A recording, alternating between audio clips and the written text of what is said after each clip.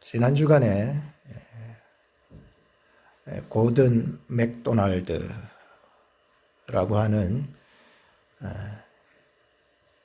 훌륭한 세계적인 베스트셀러 작가이신 분이 지었던 책을 읽게 되었습니다. 리더는 무엇으로 사는가? 라고 하는 제목인데 그 책에 보면은 1859년에 웨일스의 교회에 한 예배자가 예배에서 받은 그 깊은 감동, 그것을 경험한 얘기가 나오고 있습니다. 그때 쓴 글의 일부분을 소개하고 싶습니다. 목사님은 성경을 읽으신 후 그 구절에 대해서 짧게 말씀하셨다. 그리고 나서 참석한 모든 사람이 어떤 영향력을 느꼈다. 이전에는 결코 경험해보지 못한 방식이었다. 그 거룩한 말씀이 너무도 아름답고 사랑스러웠다. 그것은 우리가 지금까지 한 번도 감지하지 못한 것이었다. 새로운 빛이 임하는 것 같았다. 우리는 흥분했고 기쁨의 눈물이 흘렀다. 우리 모두의 전반적인 느낌이었다. 모든 참석자가 그 영향력 아래에 있었다. 아주 견고했던 마음도 무릎을 꿇지 않을 수 없었다. 저는 이 말씀 경험자의 그 거룩한 말씀이 너무나도 아름답고 그 말씀이 너무나도 사랑스러워서 그 말씀 때문에 흥분해하고 그 말씀 때문에 눈물을 흘렸다는 그 경험담을 보면서 오늘 이 본문을 기록한 시편 기자가 기록한 말씀을 생각지 않을 수 없었습니다. 오늘 본문을 기록한 저작자에 관해서는 누가 기록했는지 전혀 알 수 없지만 이 기록자가 얼마나 이 말씀에 감동이 되었는지 164절에도 보면은 너무나도 하나님의 말씀에 감동이 되어서 하루에도 7번을 찬양을 하게 된다. 이 말씀에 대한 깊은 경험을 했었던 것이 오늘 본문을 보면서 느낄 수가 있었습니다. 오늘 우리도 누구든지 하나님의 말씀에 진한 감동을 받는다면 그것이 찬양이 되고 그것이 감사가 되고 그것이 헌신이 되고 말씀에 진한 감동이 오면 순교까지 할 수 있지 않습니까? 오늘 본 시편 119편은 1절부터 176절로 성경 전체 속에서 가장 긴 장으로 뽑힐 수가 있습니다. 길다 해가지고 대충 적은 것이 아닌 것이 여러분 읽어보셨으리라 생각합니다만 구구절절이 말씀의 아름다움을 찬양하고 높이고 구구절절이마다 읽는 독자로 하여금 아멘을 만들어내게 할 수밖에 없는 구절들 말이죠. 그리고 구구절절이마다 영혼 깊은 곳으로 들어와서 나약해진 사람들에게 새 힘을 줘서 다시 일으키게 하는 능력이 그 말씀 속에 있는 거예요. 저는 이 본 시편의 전체를 하나의 설교로 도저히 제가 설교를 못하겠습니다. 그래서 이 말씀 전체 속에서 딱 한 구절을 뽑아서 97절입니다. 그래서 말씀을 가지고서 하나님의 말씀이 얼마나 사랑스러운지, 그래서 이 사랑스러운 말씀을 또한 내가 어떻게 사랑해 나가야 하는지에 대해서 말씀을 전하고자 합니다. 오늘 말씀은 두 가지로 주제를 나눠서 말씀을 드리겠는데요. 첫째는 바로 어찌 그리 사랑스러운지요, 이렇게 하고요. 또한 둘째는 종일 묵상하나이다 라고 하는 두 가지로 나눠서 말씀을 드립니다. 첫째는 내가 주의 법을 어찌 그리 사랑하는지요 라고 했습니다. 내 마음에 사랑하지 않으면은 사람이건 일이건 뭐든지 간에 사랑이 없는 마음, 곧 건성으로 하게 됩니다. 남편을 사랑하지 않으면 남편을 건성으로 대할 것입니다. 아내를 사랑하지 않으면 사랑 없는 모습으로 대할 것입니다. 직장 생활을 사랑하지 않으면 사랑이 없는 의무감으로 무게에 눌릴 것입니다. 고린도전서 13장 1절에서 3절 말씀해 보면 사랑이 없으면은 아무리 좋은 방언도 천사의 말도 소리나는 구리와 울리는 꽹과리 소리다라는 거예요. 사랑이 없으면은 예언을 하는 능력이 있고 아무리 많은 지식과 산을 옮길 만한 믿음이 있어도 아무것도 아니라는 거죠. 사랑이 없으면은 구제하고 선교하고 불사르는 순교가 있을지라도 아무 유익이 없다고 했습니다. 사랑이라고 하는 것은요, 우리의 삶에 영원토록 함께 해야 되는 것입니다. 여러분들이 무슨 일을 하든지, 누구를 사랑하려든지, 교회에서 어떤 일로 섬기든지, 사랑이 영원토록 함께 하는 것입니다. 그러나 만약에 내 마음에 사랑을 하면 그것은 더 이상의 건성이 아닌 진심이 됩니다. 무슨 일을 하거나 누구를 만나거나 하나님을 섬기는 일에 있어서도 진정성을 느낄 수가 있는 것이요. 우리 옆에 사람의 모습을 한번 쳐다볼까요? 그리고 한번 물어봅시다. 진정성을 느낄 수 있습니까?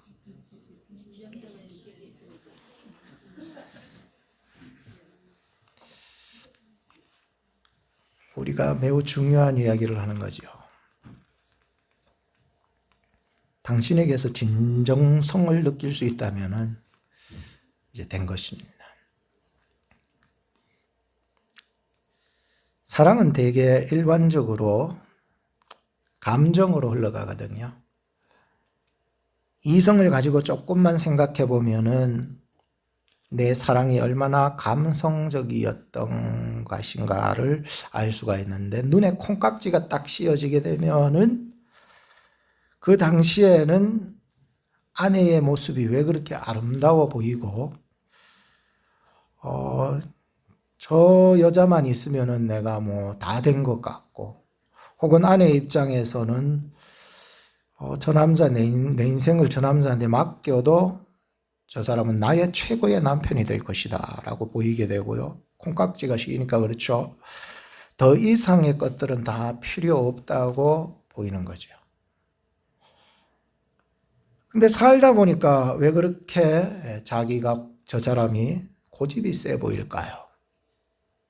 왜 저렇게 실수가 연발로 터질까요? 그런데 거기에 더불어서 절대로 미안하다는 말을 안 하고, 그래서 제가 실수했으면 미안하다고 말 좀 하지 했더니 그때부터 침묵을 하는 것입니다. 그리고 담을 쌓고 말이죠.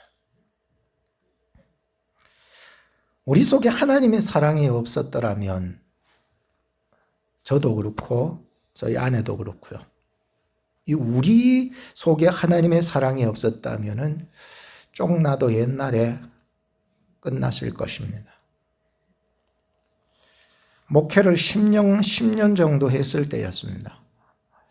저 나름대로 충전의 필요를 느꼈었습니다. 그때 제가 집중했던 것 하나가 있었습니다. 말씀 듣기였습니다.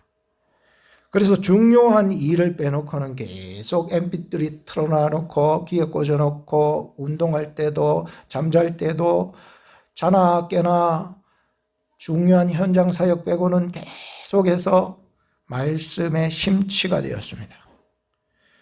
그 당시에 처한 나의 상황 속이었고 저는 말씀에 갈급했고 채워야 했기 때문이었습니다.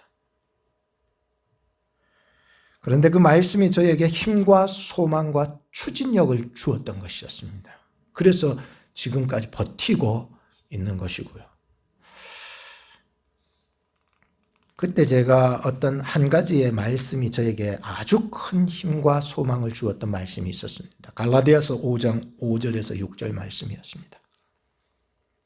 우리가 성령으로 믿음을 쫓아 의의 소망을 기다리나니 그리스도 예수 안에서는 할례나 무할례가 효력이 없되 사랑으로서 역사하는 믿음뿐이니라. 수십 번, 100번은 넘게 들었던 것 같아요. 갈라디아서를. 그러면서 이 말씀이 계속 내게서 떠나가지 않고 마음에 심기는 거죠. 사랑으로서 역사하는 믿음뿐이니라. 그때 당시 갈등이 있었거든요. 이렇게 할까 저렇게 할까. 근데 그 말씀이 저한테 확신을 주면서 뿌리를 내리게 했어요.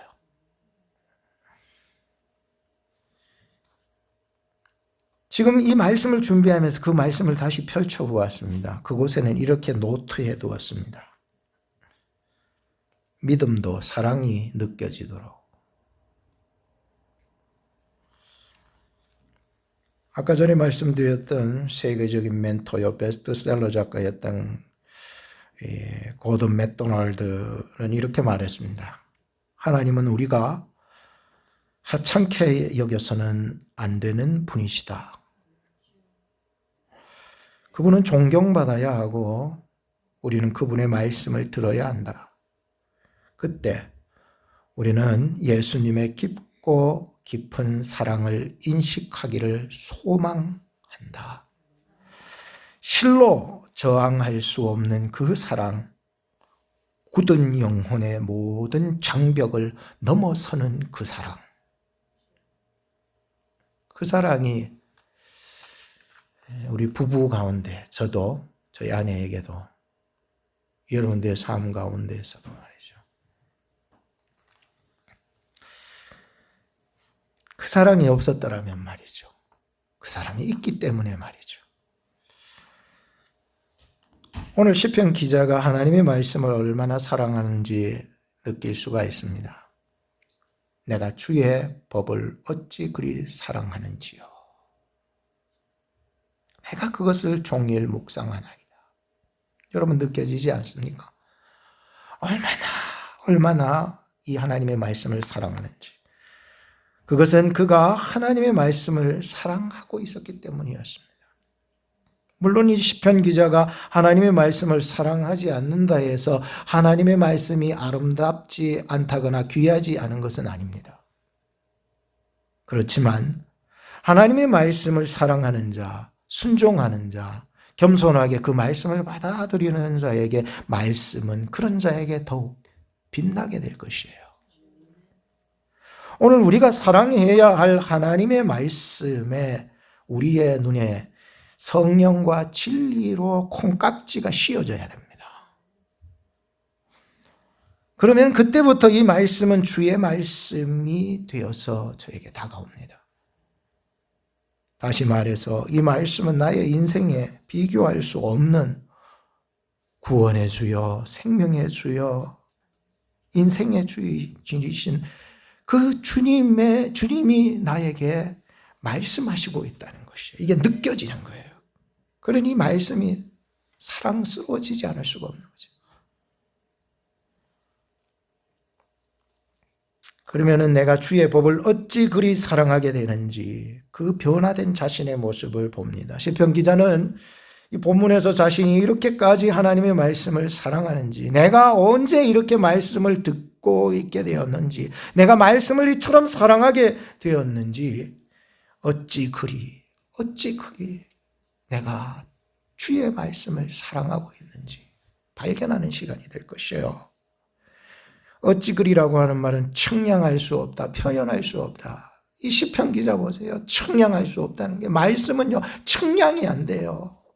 무엇과 측량해요? 세상의 물질, 세상의 명예, 측량 안 돼요. 하나님의 말씀은 세상의 물질과 명예하고는 견주면 안 되는 거예요. 금 곧 정금보다도 더 소중한 하나님의 말씀. 표현할 수 없어요. 뭘로 표현하겠어요? 우리의 인상으로, 우리의 뭘로 표현하겠어요? 하나님께 내 드리는 정성, 뭘로 표현할 수가 있는 방법이 없어요. 그래서 사랑하는 거예요. 한국 사람들은 사랑을 표현하는 정도가 어느 정도일까요? 트위터에 보면은 173개국을 대상으로 사랑의 표현들을 분석했는 결과가 있더라고요. 어떻게 사랑을 표현하느냐? 상위권은 당연히 유럽이었습니다. 유럽 중에서도 스웨덴이 가장 사랑을 잘 표현하였다고 나타나고요. 한국은 42위였습니다. 그래도 173개국 중에서 42위면은 그래도 엄청 양호하리라 생각합니다. 미국은 예상외로 50위였고, 일본 54위, 중국 106위, 꼴찌는 아프가니스탄이었습니다. 지금 우리가 사랑을 표현하는 것이 서툴다 해도 실망하지 말았으면 좋겠습니다. 목사님, 저는 도저히 사랑한다는 말을 못하겠어요. 한번 연습해 볼까요? 옆에 분들한테 사랑합니다. 연습이 조금 필요해요. 이거 안 하다가 또 하면 미쳤나, 그러니까 연습을 조금씩 하면서 이렇게.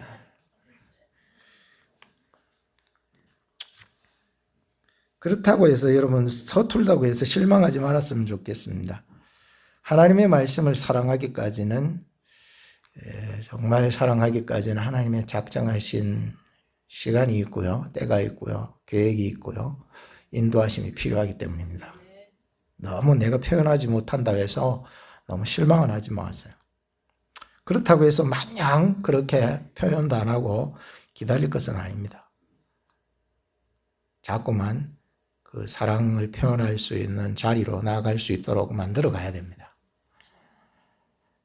그런 기본적인 사항이 어디 나오냐? 고린도전서 13장에 나타납니다. 그 기본적인 것들이 뭐냐? 오래 참을 줄 알아야 됩니다. 참는 것 하나에서도 사랑을 느끼는 거 있죠. 못 참아가지고 말이죠. 헷가닥 돌아가지고 말이죠. 둘째는 온유해야 되고요. 셋째는 질투하지 말고요. 넷째는 자랑하지 말고요. 다섯째는 교만하지 말고요. 여섯째는 무례하지 마세요. 일곱째는 자기 유익 굳지 마세요. 여덟째는 썩내지 마세요. 아홉째는 악한 거 생각지 마세요. 열 번째는 불의를 기뻐하지 마세요. 11번째는 진리와 함께 기뻐하세요. 마지막 12번째는 모든 것을 참고 모든 것을 믿고 모든 것을 바라고 모든 것을 견디세요. 이 기본적인 거잖아요. 기본 빼놔놓고요, 사랑을 하면은 이상하겠죠. 우리가 살아가면서 어떤 위대한 사역을 하더라도 반드시 기본적으로 들어가야 할 사항들을 항상 단련되고 훈련되고, 또 이건 난 잘 되겠지 해도 다시 훈련되고 단련되고 그 자리로 나아가고, 우리가 더욱이 하나님의 말씀을 사랑하기 위해서도 이 사랑의 기본 조건들이 있어야 되는 거 아니겠습니까? 두 번째는 종일 묵상하나이다 했습니다. 내가 정말 사랑하는 일을 할 때에, 정말 사랑한다, 그죠? 사랑하는 그 일을 할 때에 하루 왼종일 앉아 있어도 엉덩이가 안 아파요. 그게 안 느껴져요. 그런데 내가 사랑하지 않으면은 왜 이렇게 오늘따라 바닥이, 의자가 왜 이렇게 딱딱하게 느껴지고 말이죠. 막 몸을 비비꼬고 말이죠. 빨리 끝났으면 좋겠다고요. 빨리 대충 하고 집에 가지. 그건 집을 사랑하는 거고요. 여러분, 하나님을 사랑하십니까? 하나님의 말씀을 사랑하십니까? 진짜입니까? 진짜요?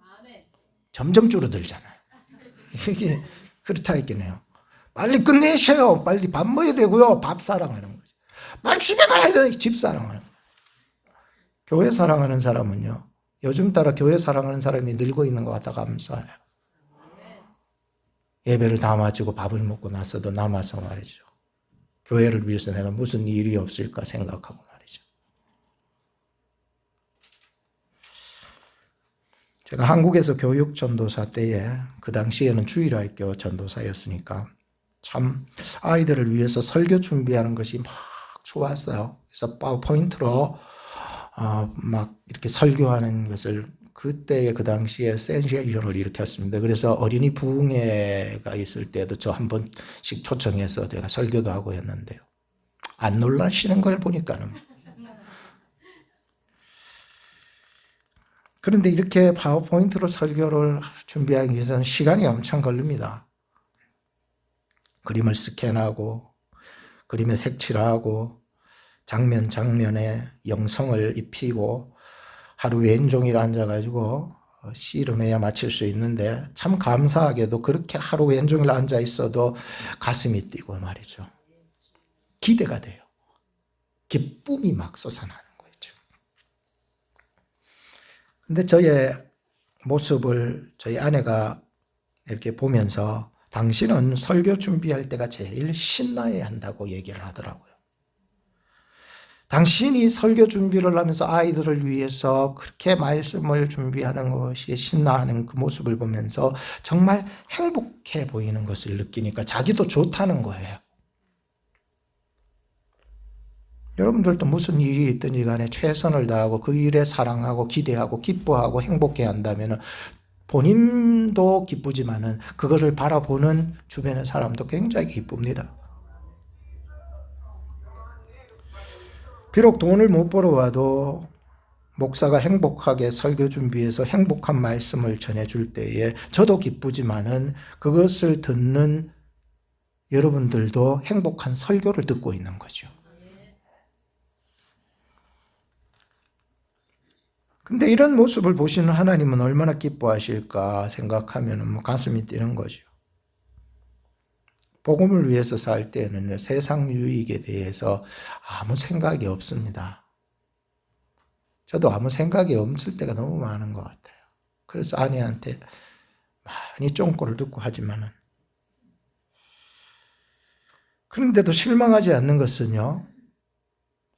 땅에서는 부족한 유익이라도 하늘에서는 풍성한 유익을 얻을 수 있더라고요. 세상 것과 비교할 수 없는 이 하나님의 말씀을 사랑하고 전하는 것이 세상에서 가장 귀한 영적인 직분이라고 생각하니까 기대가 되고 기쁨이 되는 거예요. 이런 얘기들은 사실 이상적인 얘기일 뿐이겠죠. 자, 현실로 한번 돌아와 볼까요? 사실 토요일은 저 나름대로 왼종일 앉아서 말씀만 묵상하고 싶어요. 그런데 현실은 그렇지 못할 경우가 많은 거예요. 토요일이 되면 제일 저만요. 저에게 적용하자면 제가 제일 영감받는 시간은 새벽 5시부터 오전 12시까지입니다. 그러니까 오정 시간입니다. 새벽부터. 이때 하나님의 말씀을 읽으면요, 참 조용하게 하나님 말씀 깊이 영혼을 찾아오십니다. 그런데 오전 10시 30분부터 12시 30분까지 딸아이를 데리고 저 멀리 미술학원에 가라오는 명령이 떨어집니다. 그래서 갔다가 데려와야 되는 거죠. 어쩔 때는 잊어버리고 2주 연속 말씀에 심취되어 가지고 안 가버린 거예요. 그러니까 아내가 저에게 하는 말이 미쳤구나 미쳤어. 뭔 설교를 그렇게 준비한다고 애도 하나 못 챙기냐고 막 그러는 거죠. 그 후로는 이제 애를 데리고 갈 때에 성경책과 노트를 이제 같이 들고 갑니다. 그리고 미술학원에다가 내려주고는 차에서 이제 성경책을 펴고 잡니다.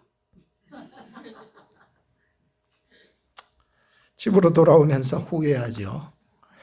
점심 먹고 나면은 이제는 말씀의 묵상의 뭐 깊이라든가 이런 거는 뭐 전혀 없고 안 됩니다. 근데 희한하게 저는 그럴 때면은 하나님께 엎드려 기도합니다. 저는 연약하지만 하나님 도와주세요. 이 말씀의 의미가 무엇인지. 그러면은요, 저보다 저를 더 잘 아시는 하나님께서요, 말씀을 깨닫게 해주시고 큰 은혜를 주신대.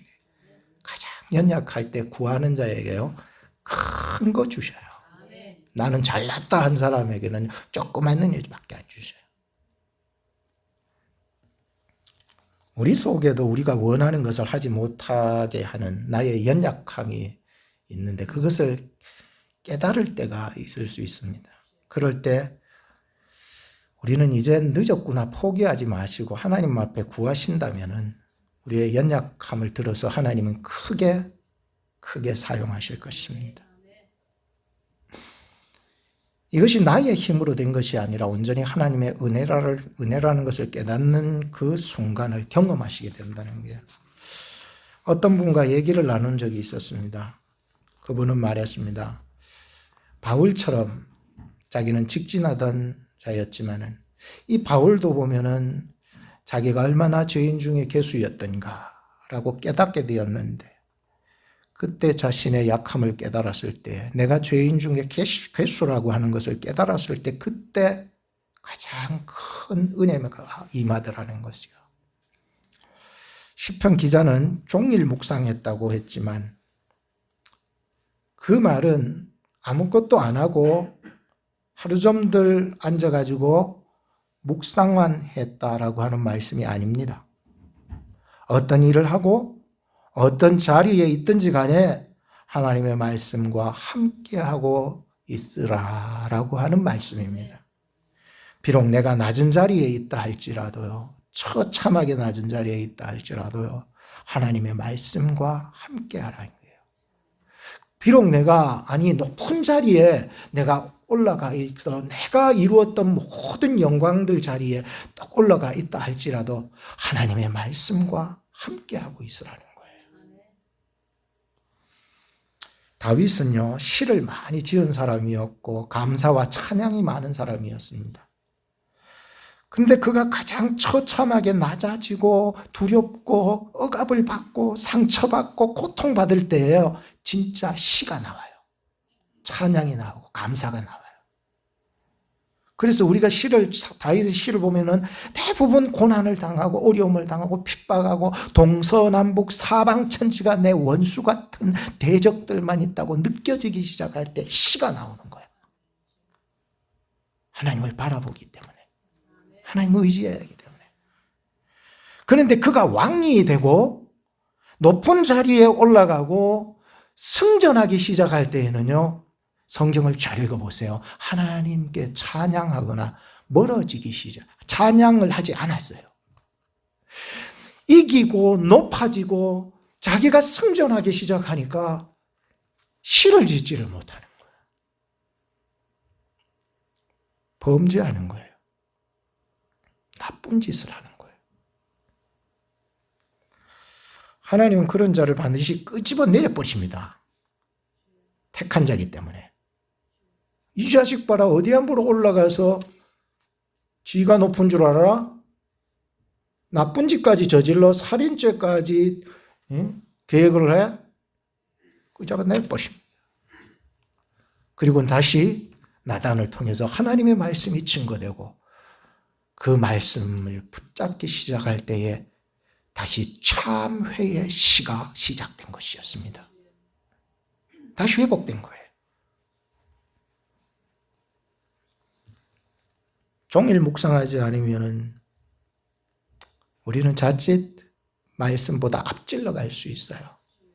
종일 묵상하지 않으면 말씀과 빗나가요. 좌로, 우로. 종일 묵상하지 않으면 말씀의 감각을 쫓아갈 수가 없어요. 무슨 말하는지 모르겠어. 뭔 말하는지. 근데 말씀을 종일 묵상하는 자들은 뭔 말하는지를 알 수 있어. 감각이 살아있으니까. 내가 주의 법을 어찌 그리 사랑하는지요. 내가 그것을 종일 묵상하나이다. 표준 세번역 성경에 보면은 이 묵상이라고 하는 것을 생각이라고 합니다.